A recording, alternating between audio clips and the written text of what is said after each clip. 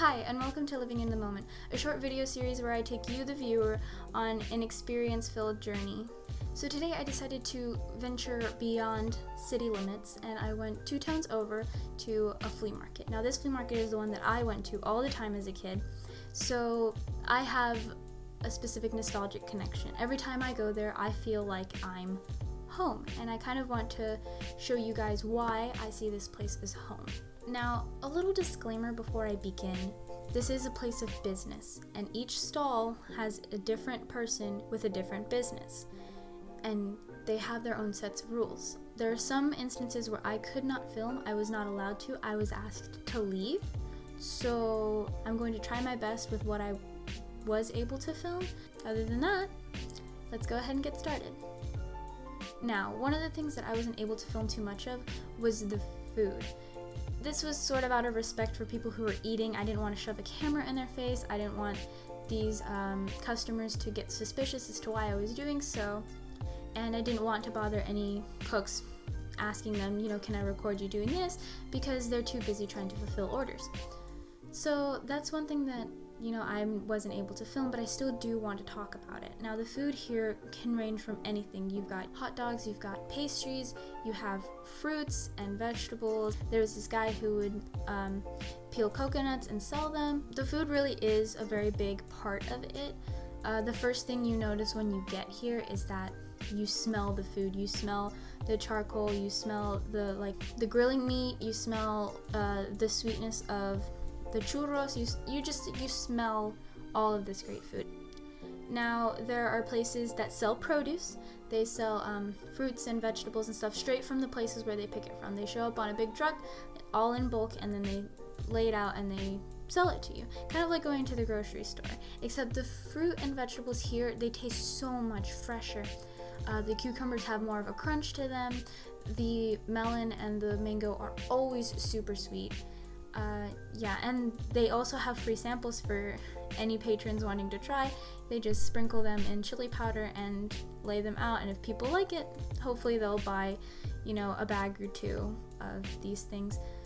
Off to the side, they also sell different kinds of candies and nuts and stuff like that. So there are garbanzos, there are habas, which are they're dried lima beans and dried garbanzo beans sprinkled with chili powder. There's dried mango with chili powder. There's some regular gummy candy here as well. But if you notice that there's a lot of chili powder, because it's what sells. I know I personally, every time I go there, buy anything just covered in chili powder. Just because it's the sour and it's the tanginess and the spiciness of all of those different flavors combined. They sell their specific chili powder in the bag by the pound, so that you can buy it and put it on your stuff at home. There are multiple stalls like this, but I'd say that this one right here, the first one that I talked about, is the one that has most of the fresh fruits and vegetables and stuff that you'd most likely be looking at. There's lots of different clothes from different brands, Pink, Abercrombie. I'm not going to say that all of it is 100% real, because again, this is a flea market. Not all flea markets are going to have 100% authentic things. There will be a lot of knockoffs. That's just the sad truth of it. So it's kind of like a buyer beware type of thing. You can't expect high quality. The real stuff is often going to be very used, and sometimes the newer stuff is fake. So again, just be cautious about that and try not to get swindled. This place also sells a lot of plants. It's one of the places that we often go to when we want to start growing different fruit trees. We have a whole row of orange trees in our backyard, and most of them came from here. You show up, you look at the plants, you decide to buy one, you take it home and you plant it. As a kid, one of my favorite things to do was to buy the little bamboo sprigs and try and grow them myself. I always failed at it just because I underestimated how much water they needed, and even now I'm still kind of hesitant to buy them because I'm afraid I'm going to kill them. They have lots of pretty flowers, lots of different chili pepper plants. They have an array of plants. Something that you may have noticed in this video so far is that there are a lot of kids' toys. Now that is probably one of the things that rakes in the most profit, is the children's toys. And especially now that, kids are becoming interested in more simple things. For example, slime. There are lots of stalls that sell their own homemade slime, so they've taken advantage of that. There are places that sell fidget spinners, there are places that sell squishies, like simple little things that like are gonna grab kids' attention that aren't gonna cost so much, so the parents are gonna reluctantly buy. The people selling here just realize, okay, what's the biggest trend? What are kids really into? Okay, we'll take that, we'll put it out for like $1 each. It's cheaper than it is at the store. The kids are gonna get their parents to buy it, and that's how we make a profit. And I find that really interesting, especially with the slime thing. Like, a lot of the slime isn't like pre-packaged slime that you find at stores. It's a lot of homemade slime, and kids are still wanting to buy someone else's homemade slime instead of making it themselves. One of the toys here that I definitely remember from when I was a kid are these little Yapping Puppies. I never got one as a kid. I really wanted one, but it's interesting to see that they're still here, and it's like a staple. Every flea market I've gone to, and I go to a lot of flea markets, mind you, but every flea market I've gone to, they've had these little yapping dogs. And this guy just had like a whole wall of them with a whole box turned on. Oh my god. Every stall I passed by, all I heard was yip, yip, yip, yip, yip, yip, yip. It's insane. I don't think those are ever going to go away from flea markets. I think they're always going to be like a hot ticket item. Now, to kind of stay on the topic of like toys, but not so much, because if you say toys and cartoons about this, people are going to get very upset. Anime. Now, when I was going through my anime phase in high school, the flea market was the place to go, just because a lot of people here like Dragon Ball, like a lot. And I could understand why. Dragon Ball was a really huge anime, no matter where you went. It molded a generation. So there's Dragon Ball stuff everywhere. There's t-shirts, there's like lunchboxes and piñatas, but there's one stall that's dedicated to selling anime merchandise. When this place opened, I basically was in heaven. They have all these different keychains, and they have shirts and bags and so many figurines, and I mean so many figurines. I'm always tempted to buy one myself, but just like they are at like conventions that I go to and specialty nerd shops, they're very pricey. Now, apparel. Stepping away from the brand name stuff that I mentioned earlier, we're going to focus a little more on, apparel that this place just sells on its own. This specific flea market is very, very Latino influenced, so you're going to find a lot of apparel that matches that influence and that culture.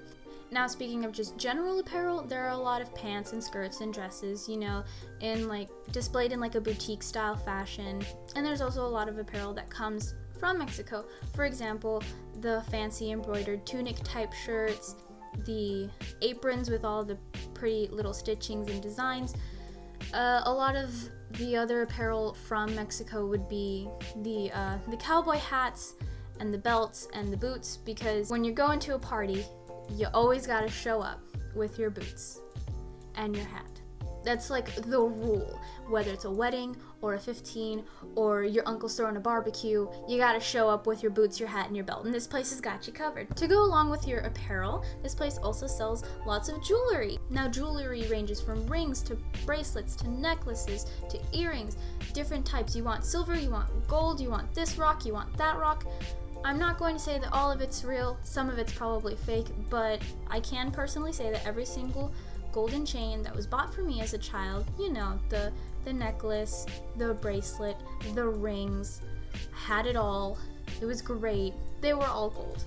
So I can tell you that depending on which stall you go to, you will get something authentic or you won't.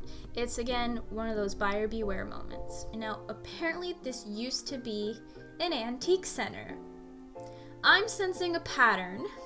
And that pattern is that no matter where I go, someplace ends up being an antique store. I'm just going to give in to the fact that I was probably someone's grandmother in the past life, because I just have a joy for antique stores. But I don't think that there's like a lot of antiques here anymore, just because the outer flea market portion of it took over. But on the inside, there's a back hallway that you take, and this would generally go to the few antique stores left. There's a place where you can get sports goods. There's a place where you can get scents and candles and stuff like that.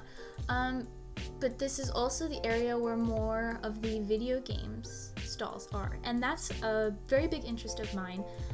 So obviously I went in there and I looked around, and a lot of the stuff that, you know, you would generally find in a video game store that a lot of people enjoy and like and talk about. A lot of the other stuff was just that stuff that you would find at a yard sale for 25 cents. You're probably wondering, did you get anything? You said this was a special interest. Oh yeah, I got some stuff. I'm not gonna show it to you yet, that would be a spoiler. I'm gonna save that for a later video, but let's just say that I got a few games that we're gonna wish never existed. They looked funny to me, they looked interesting to me. A lot of the games I got are a specific genre. I'll let you guess what genre that is. But yeah, that about wraps this whole thing up. I hope you enjoyed going on this little excursion to the flea market. It's a little piece of home to me. It's just very comforting. The sights, the smells, the sounds, the people. I feel like I'm at home, and I'm always gonna feel like I'm at home. And hopefully this inspires you to go to your local flea market and experience what it has to offer. I hope you have a wonderful rest of your day. I will see you next time.